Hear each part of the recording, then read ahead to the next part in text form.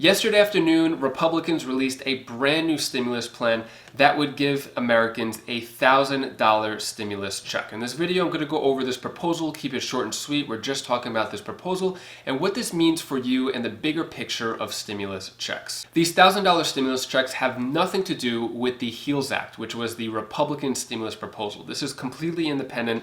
This was proposed by 4 Republican senators, Bill Cassidy, Steve Daines, Mitt Romney, and Marco Rubio. And this proposal is called the Coronavirus Assistance for American Families Act, CAF. Probably one of the worst acronyms, but it'll give $1,000 for adults and for children. So that means children under 17 would also receive a $1,000 stimulus check. And this is only for people with social security numbers.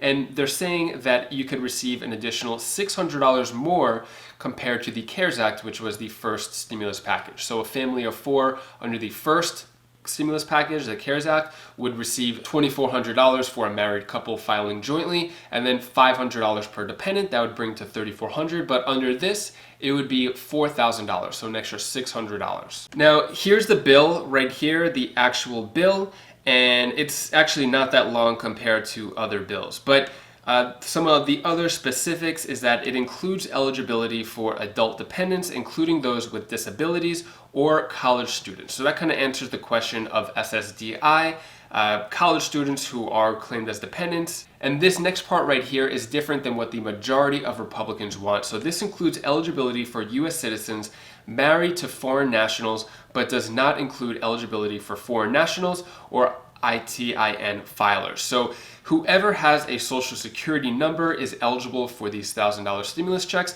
but even if they are married to someone without a social security number. In the HEALS Act, the Republican stimulus, the 2 million people who are married to someone without a social security number will not receive a stimulus check. So with all of these different stimulus packages, stimulus proposals, and plans, and senators offering their own proposals, it could be really confusing. There's so much new information on a daily basis. If you want to know the latest information in an easy to understand format, subscribe to the channel for more updates like this. Mitt Romney says, with schools moving children to online learning from home, families in Utah and across the country have experienced unexpected challenges and additional costs for supplies during the last several months.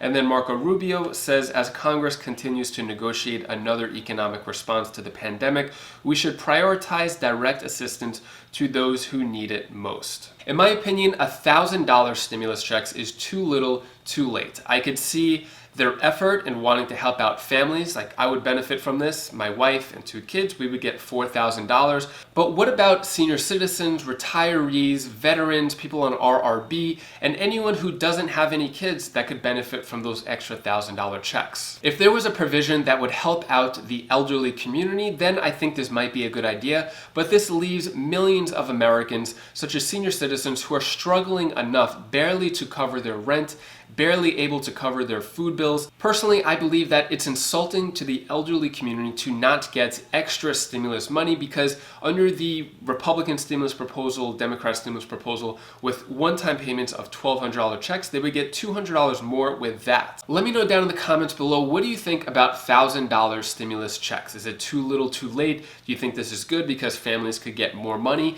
Let me know what you think down below. I believe this amount of $1,000 is way too small to help out Americans, but the one thing I like about it is that if they just pass the stimulus checks alone and not have to worry about all of the back and forth negotiations between the Democrats and Republicans, then Americans could get their stimulus checks faster, rather than having it added to a big, bulky package of negotiations. Another thing that I find interesting about this stimulus proposal is that it comes one day after President Trump said that he wants higher than $1,200 stimulus checks. So more specifically, he says, when asked, is $1,200 enough? He says, we're going to see. It may go higher than that, actually.